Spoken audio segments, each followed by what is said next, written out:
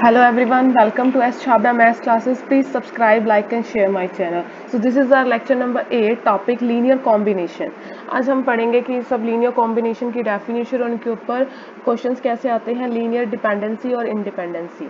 ठीक है, आज का हम टॉपिक शुरू करते हैं लीनियर कॉम्बिनेशन। सबसे पहले हम समझते हैं लीनियर कॉम्बिनेशन होता क्या है। अगर आप डेफिनेशन पढ़ो तो क्या है, a vector v is called linear combination of vectors v1 v2 v3 to dash dash dash vr। हमारे पास कोई वेक्टर्स है v1 से लेकर vr, यानी कोई भी r वेक्टर्स है, तो उसको हमने कैसे करना है, तो बोल रहा है कि if capital V can be expressed as, जब कैपिटल V इन वेक्टर्स के फॉर्म में इस तरीके से एक्सप्रेस किया जाता है जहाँ पे मेरे पास ki यानी k1 k2 से लेकर kr तक मेरे पास कोई भी स्केलर क्वांटिटी मैंने लेट की है such that I belongs to 1 to r। तो जब हमारे पास कोई r वेक्टर्स है v1 v2 टू vr, वैसे ही हमारे पास कोई स्केलर है k1 से लेकर kr, जब हम उस कैपिटल V को इस स्मॉल v और स्केलर के सम के प्रोडक्ट करके उनके एडिशन को इस फॉर्म में लिख पाते हैं, अगर कोई पॉसिबल है हमारा इसको ऐसे लिखना, तो उस वेक्टर को हमारे पास कैपिटल V को क्या कहते हैं, linear combination of vectors v1 to vr। Clear. Next, मान लो हमारे पास लीनियर कॉम्बिनेशन के ऊपर कुछ इस तरह से क्वेश्चन आते हैं कि जैसे आपको दे दिया check whether the following v6 11 6, ये हमारे पास कोई वेक्टर गिवन है as linear combination of v1 v2 v3। अब देखो जो आप वहाँ पे क्वेश्चन में देखोगे, जो ये कैपिटल V, यहाँ पे जो ये v है, इसकी जगह इसने ये क्या दिया है 6 11 6, और v1 v2 v3 इसमें vr यानी हमारे पास जो r की वैल्यू है वो है 3, तो वो क्या है 2 1 4 1 माइनस 1 3 3 2 5, ये मेरे पास वेक्टर्स हैं। तो अब इसने कहा है कि हमें चेक करना है कि हम इन वेक्टर्स को लीनियर कॉम्बिनेशन के फॉर्म में लिख पाते हैं कि नहीं पाते। हमारे पास फॉर्म क्या है, let v equals to k1 v1 k2 v2 plus k3 v3, जहाँ पे हमने k1 k2 और k3 कोई भी स्केलर क्वांटिटीज को लेट किया है। तो हम इसको लिख कर देखते हैं कि हम इसको सॉल्व कर पाएंगे कि नहीं कर पाएंगे। देखो 6 11 6, हमने हमारे पास v की जगह लिखा k1 की जगह कोई भी स्केलर क्वांटिटी। हमारे पास एक्चुअली हमें सॉल्व कैसे करते हैं इसको, कि इसको इसके फॉर्म में लिखो, फिर हम k1 k2 k3 की वैल्यूज़ निकालेंगे। अगर उनकी वैल्यूज़ पॉसिबल है हमारे पास और यूनिक है, तो हम उसे क्या बोलते हैं, लीनियर कॉम्बिनेशन। अब देखो यहाँ पे हमारे पास है k1 2 1 4 k2 1 minus 1 3 plus k3 3 2 5, इसको मल्टीप्लाई किया k1 into 2 plus k1 k4। हम मल्टीप्लाई करेंगे तो क्या करेंगे, फर्स्ट वैल्यू को सम करेंगे, 2k1 plus k2 plus 3k3, k1 minus k2 plus 2k3, और यहाँ पे 4k1 plus 3k2 plus 5k3, ये हमारे पास इसको इस तरह तरीके से लिखेंगे हम। अब क्या करना है, हमने क्या करना है, इक्वेट करना है। हमने इक्वेट करनी सीखी थी। देखो जो फर्स्ट वैल्यू यानी 2 1 और 3, इनको जब हमने के अपने रिस्पेक्टिव स्केलर के साथ मल्टीप्लाई किया, तो हम किसके इक्वेट करेंगे, इक्वल्स टू 6, यानी इसके स्केलर की फर्स्ट क्वांटिटी के। फिर हम जब इसकी सेकंड क्वांटिटी यानी जो 11 है, इसको किसके इक्वल रखेंगे, जब मैंने सेकंड क्वांटिटीज को उसके स्केलर रिस्पेक्टिव स्केलर के साथ मल्टीप्लाई करके सॉल्व लिखा है।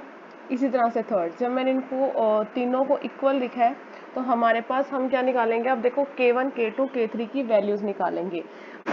अब जैसे कि हमने देखा था यहाँ पे हमारे पास 3 वेरिएबल और 3 इक्वेशन है, तो हमारे लिए इजीली k1 k2 k3 की वैल्यूज निकल सकती है, जो हमने सॉल्व करने पर हमारे पास आएगी k1 equals to 4 k1 equals to 4 k2 equals to -5 and k3 equals to 1। तो मतलब ये हमारे पास सिंपल है और यूनिक वैल्यूज हैं। तो अगर हम मतलब हम इसको लीनियर कॉम्बिनेशन के अंदर लिख सकते हैं। जब आप लिखोगे प्रॉपर, तो यहाँ पर ये k1 और k2 k3 की वैल्यूज पुट करके, तो ये मेरा लीनियर कॉम्बिनेशन जो ये v के फॉर्म में लेट किया था, इसके अंदर आप k1 और v1 इन सब की वैल्यूज पुट करके, अगर आपको कहिए कि लीनियर कॉम्बिनेशन के फॉर्म में लिखे, तो आपने ये हमारे पास सारी वैल्यूज थी सिवाय k1 k2 k3 की, तो हमने वो निकाल लिया, तो इस फॉर्म में हमें लिख सकते हैं। तो मतलब ये लीनियर कॉम्बिनेशन के अंदर लिखा जा सकता है। नेक्स्ट हमारे पास टॉपिक आता है linear dependence and independence. Dependence यानी किसी के ऊपर डिपेंड कर रहा है, और इंडिपेंडेंट यानी किसी पर डिपेंड नहीं करता। देखो वही फॉर्म है लीनियर कॉम्बिनेशन की जो हमने अभी फॉर्म पढ़ी है, कि मान लो हमारे पास कोई v वेक्टर ले लिया, तो इक्वल्स टू k1, कोई k1 से लेकर kn तक या kr तक हमारे पास कोई स्केलर क्वांटिटी है, उसको वेक्टर्स की फॉर्म में कैसे लिखते हैं। इसी तरह से इसी के बेस पे, इसी के पार्ट के अंदर आता है लीनियर डिपेंडेंस और इंडिपेंडेंस। आप देखो, हम डेफिनेशन पढ़ें, अ finite set of vector of a vector space is said to be linear dependent यानी LD if there exists a set of scalars such that, ये हमने पढ़ चुके हैं। वो बोल रहा है कि वही वेक्टर स्पेस के अंदर जो हम पढ़ रहे हैं, ये चीज़ एक्चुअली वेक्टर स्पेस का ही पार्ट है, जिसके अंदर है फाइनाइट पार्ट ऑफ वेक्टर। मान लो इसमें जैसे यहाँ पे इसने U1, जैसे हमने पिछले वाले पार्ट में क्या किया था, वेक्टर सेलेक्ट किए थे V1 से VR तक, कोई भी R वैल्यू है 1 2 3 5 6, जैसे हमारे पास अभी एग्जाम्पल में देखोगे तो 3 थी। इसी तरह से आप देखोगे यहाँ पे इसने कोई n क्वांटिटी हमें कुछ भी लेट किया, K1 से लेकर Kn तक स्केलर लेट कर लिए, और इसने वेक्टर सेलेक्ट कर लिए U1 U2 से लेकर UN तक। अब वो कह रहा है किसके फॉर्म में कैसे लिख सकते हैं, वही हमने फॉर्म बनाई, K1 U1 plus K2 U2 plus dash dash dash Kn UN equals to 0। अब हमें इस फॉर्म में लिखना है। अगर ये इस फॉर्म में इक्वल्स टू 0 लिख पाते हैं, ठीक है, देखो, if a finite vector of a vector space is said to be linear dependent if there exists a set of scalars such that this equals to 0। एक चीज हमें और ध्यान रखनी है, इसके बाद लीनियर डिपेंडेंट ये कब होगा, जिस अगर इसमें से जब हम k की वैल्यू निकालेंगे, अगर हमने अपने पीछे एग्जांपल में देखा, हमने k की वैल्यूज निकालते हैं, अगर इनमें k की वैल्यू एक भी कोई भी वैल्यू नॉन जीरो आ जाती, एक भी वैल्यू, तो वो मेरा क्या होगा, लीनियर डिपेंडेंट।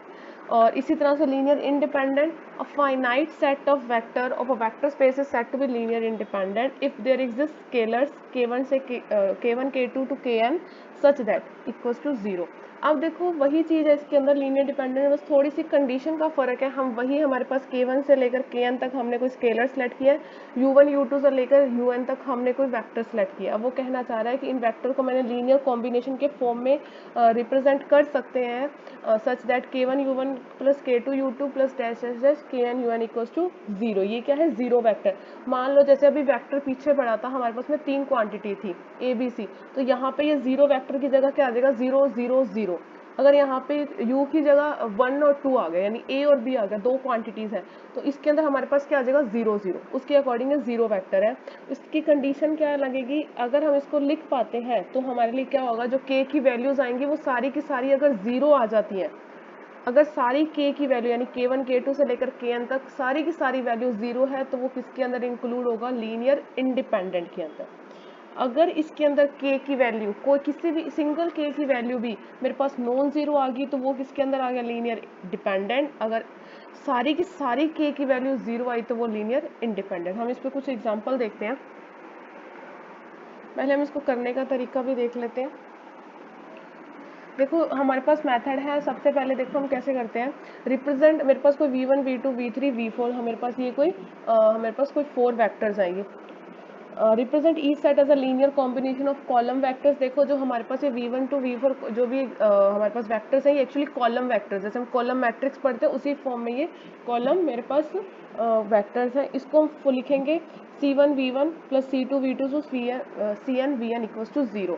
देखो अभी तक हमने जो देख रहे हैं लीनियर के अंदर देखा है, अब ये मैट्रिक्स के फॉर्म के अंदर है, तो मैट्रिक्स को के अंदर भी हमें वो क्वेश्चन पूछ सकता है कि वो लीनियर डिपेंडेंट है या इंडिपेंडेंट है।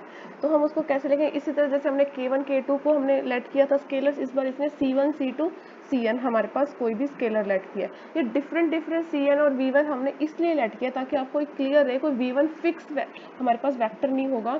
V1 वेक्टर भी हमने कुछ लेट कर लिया, U1 वेक्टर नाम हम कुछ भी दे सकते हैं, अगर आपको क्वेश्चन के अंदर उसको स्पेसिफाई कर रखा है कि भैया आपको वेक्टर ये V1 है या V2, जैसे इसके अंदर स्पेसिफाई किया हुआ है, अगर आपको लेट करना है तो V1 U1 जो भी आप लेट करना चाहो अपने अकॉर्डिंग उसकी तरह लेट करना है। हमारा मेन एम है उसको सोल्व कैसे करना है, हमें आंसर उसके अकॉर्डिंग आना चाहिए, हमें तरीका कैसे करना है वो मेन हमारा सही होना चाहिए। तो देखो इसने उसी फॉर्म में लिखा, तो हमें बस इसी अकॉर्डिंग ये चेक करेंगे कि भैया वेक्टर हमारे पास क्या है, 0 है, नॉन जीरो है, उसके अकॉर्डिंग और एलिमिनेशन। इसी तरह से जो ये रो वेक्टर और रैंक है, ये अभी हम देखेंगे आगे नेक्स्ट लेक्चर में इसको कैसे सोल्व करते हैं। अब क्वेश्चन देखते हैं इसके ऊपर, consider the set of vectors to check Li और Ld। मेरे पास ये 3 वेक्टर्स है, मैंने इसको वेक्टर्स को मान लिया V1 V2 और ये V3, ठीक है। अब हमें इसको चेक करना है, तो सबसे पहले मैं इसको लीनियर कॉम्बिनेशन के फॉर्म में लिखूंगी, यानी K1 V1 plus K2 V2 plus K3 V3 equals to 0 vector. मैंने आपको बोला था यहाँ पे देखो वेक्टर किसकी 3 क्वांटिटी है इसके अंदर, तो देखो इसके अंदर मैंने फिर वेक्टर के अंदर क्वांटिटी क्या ली, 0 0 0। जब मैंने इसको इक्वल रखा तो देखो फर्स्ट पार्ट को सम करते जाओ, K1 plus 0K2 plus 0K3, तो मेरे पास क्या बना K1।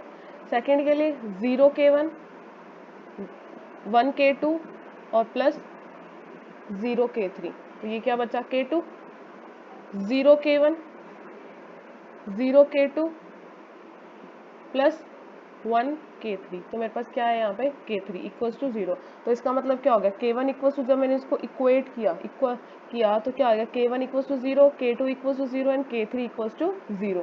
तो ये मेरे पास सारी की सारी K की वैल्यूज क्या है 0। दैट मीन्स ये हमारे पास जो वैक्टर्स हैं वो क्या है लीनियर इंडिपेंडेंट। जो हमने अभी कंडीशन देखी थी कि अगर हमारे पास सारे के सारे K की वैल्यूज अगर 0 आ जाती है तो वो क्या है लीनियर इंडिपेंडेंट है, और अगर एक भी नॉन जीरो आ गई तो मेरे पास क्या हो गया लीनियर डिपेंडेंट। अभी हमारे पास ये नेक्स्ट एग्जांपल है इसको सॉल्व करने का।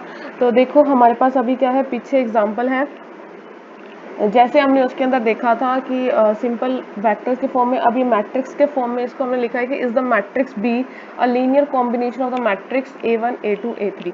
सबसे पहले वही करेंगे C1 A1 plus C2 A2 plus C3 A3 equals to B। यहाँ पे हम क्या करेंगे, B हमें दे रखा है तो उसने अभी क्या मेंशन किया हमें कि इसको ये लीनियर कॉम्बिनेशन के फॉर्म में लिखा जा सकता है या नहीं लिखा जा सकता। तो हमने इसको वही किया, C1 की C1 A1 लिखा, C2 A2 plus C3 A3 equals to B लिखा। तो हमने जब इसको सॉल्व किया, अब देखो जब मैंने आपको अब क्या करेंगे, ये जो मैट्रिक्स की प्रॉपर्टीज है पीछे हमारी चलती आ रही है उसी के फॉर्म में है कि लाइक C1 है जो, अब मैट्रिक्स है स्केलर क्वांटिटी तो पूरी की पूरी अंदर मल्टीप्लाई करेगी, C2 भी पूरी मल्टीप्लाई होगा, C3 भी। तो अब हम ठीक है, ये हमारे पास क्वांटिटीज आ गई C1 0 C1 माइनस C1, इसको जब मल्टीप्लाई करने के बाद फिर हमारे पास एक अनदर प्रॉपर्टीज के अंदर हमने इसको सीखा था कि सम और एडिशन कैसे करते हैं मैट्रिक्स का। तो मैंने बताया था आपको कोरस्पॉन्डिंग एलिमेंट सम और ऐड होते हैं। तो देखो C1 plus C2 plus C3 यानी ये वाला फर्स्ट एलिमेंट यानी A11 में जो एलिमेंट है वो सम होगा, 0 प्लस C2 माइनस C3 ये आ गया। इसी तरह से A21 एलिमेंट A22 एलिमेंट, फिर हमें इसको इक्वेट करना है तो इसके अकॉर्डिंग इक्वेट करना है। अभी हमने देखा था यहाँ पे हमारे पास C1 C2 C3 तीन हमारे पास अननोन वैल्यूज और ये चार इक्वेशन निकल कर आ रही है, लीनियर कॉम्बिनेशन में लिखा जा सकता है नहीं लिखा जा सकता। इसके लिए हमें C1 C2 C3 ये जो तीन अननोन है इनकी वैल्यूज निकाल कर देखना पड़ेगा। जब अब हम सॉल्व करेंगे इन इक्वेशंस को तो मेरे पास वैल्यू निकल कर आएगी C1 equals to 2 C2 equals to -3 C3 equals to 1। तो अब देखो जब हम इसको अंदर पुट करेंगे इसके अंदर C1 C2 और C3 की वैल्यू, तो मैं इसके अंदर इसको लीनियर कॉम्बिनेशन के फॉर्म में लिख सकते हैं। सो इस तरह से हम अपनी लीनियर कॉम्बिनेशन और यानी लीनियर इंडिपेंडेंट और इंडिपेंडेंट के क्वेश्चन सॉल्व करते हैं। Okay, thank you so much.